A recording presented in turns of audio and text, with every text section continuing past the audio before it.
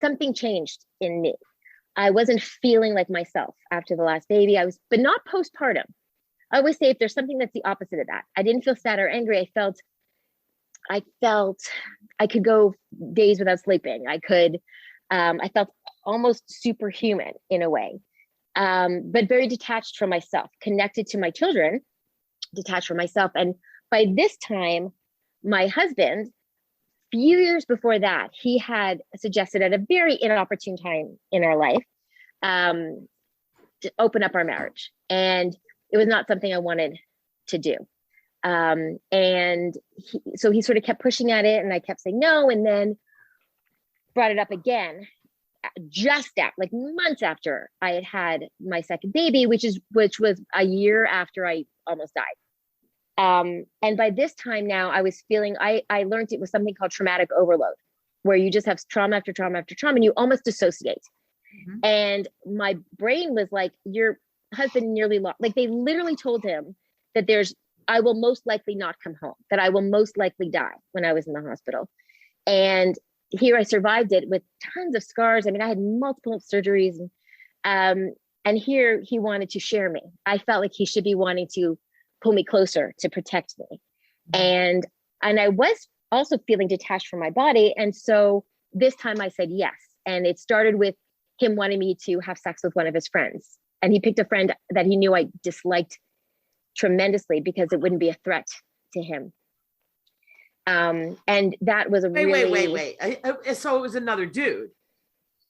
Yeah. I wasn't out yet. I didn't even know what the fuck. But yeah, I mean, no. Why would he want you to fuck his friend? I think because it was actually quite manipulative.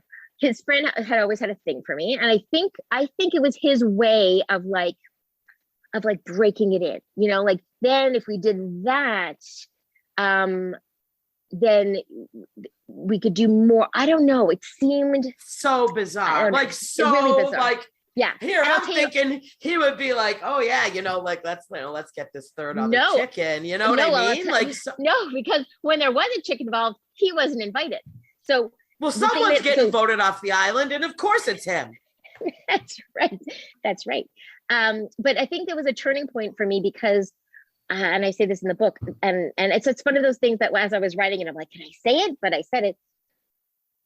So here I am, and I'm sort of, literally and figuratively exposing myself, with his friend. And at one point they high-fived each other.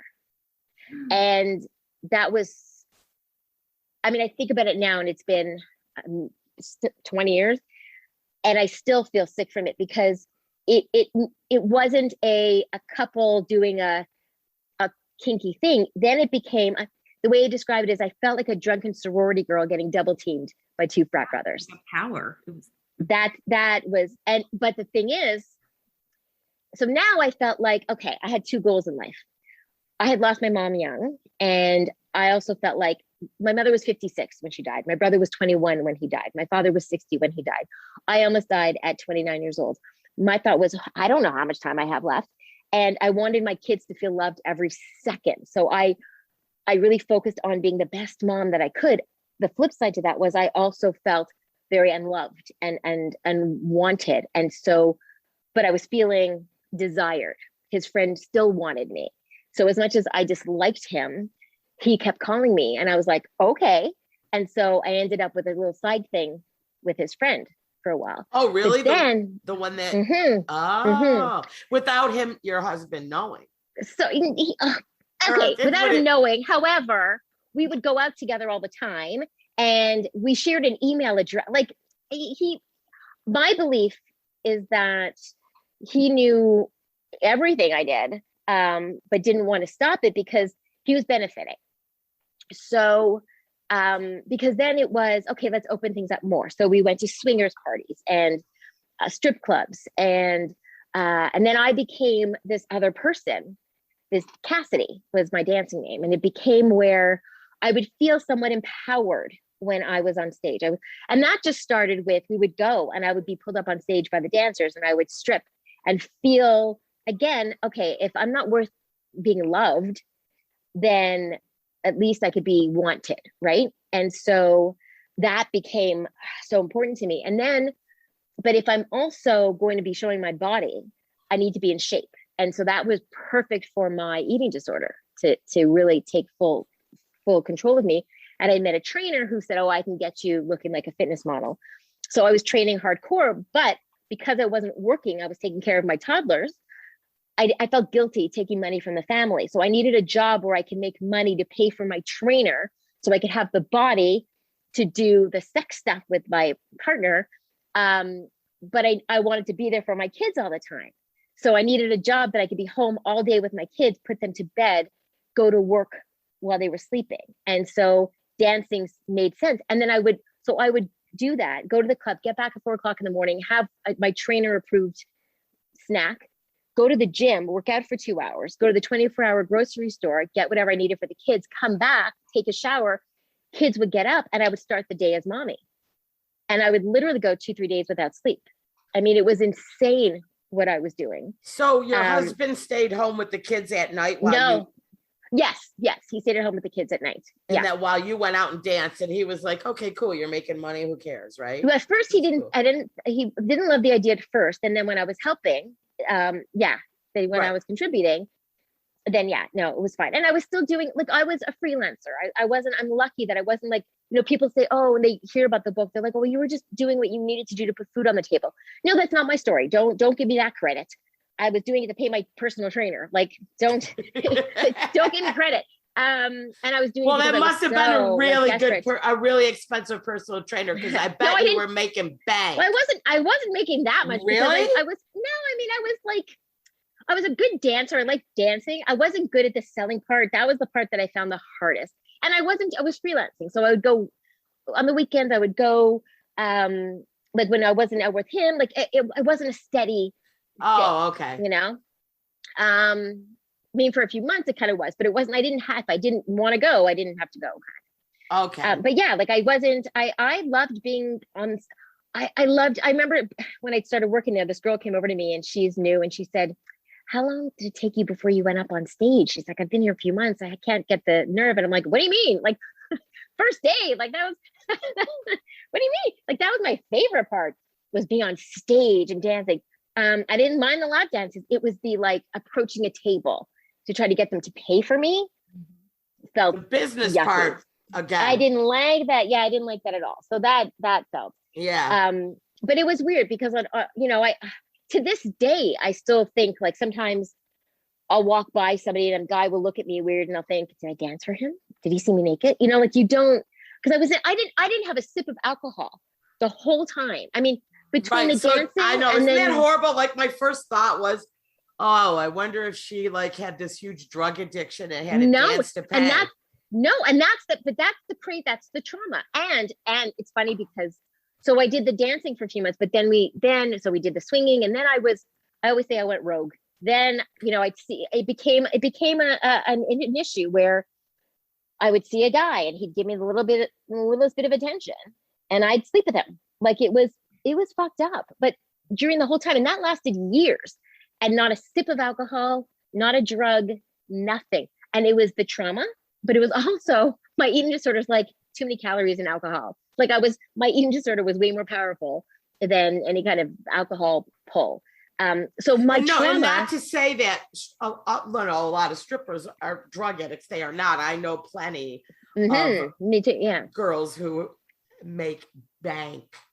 Yeah, they are sober, and that's the thing too. They know exactly what they're doing. Yeah, and they know exactly how to sell themselves, and it's a business. Sure. And hey, right? Yeah, but supply and demand. Like I don't listen when the women who anyone who looks down on sex workers of any kind. I mean, it's not them that it's the people the guys that are paying for it. Like let's put come on. Thank you. Give me a break. Yep. Give me a break. Yeah. Right. And if the same thing with like the sex, out on the streets and stuff. You know what? Yeah. These men,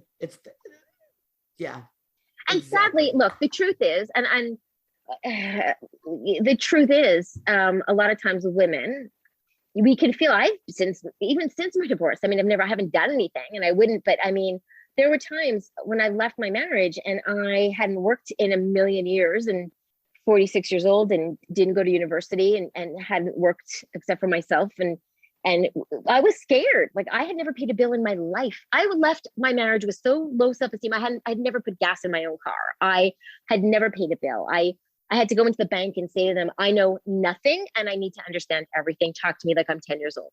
I mean, it's terrifying. And so my thought was, what if I need to do something like that for anyone who says, oh, women can always find, it's a cop out.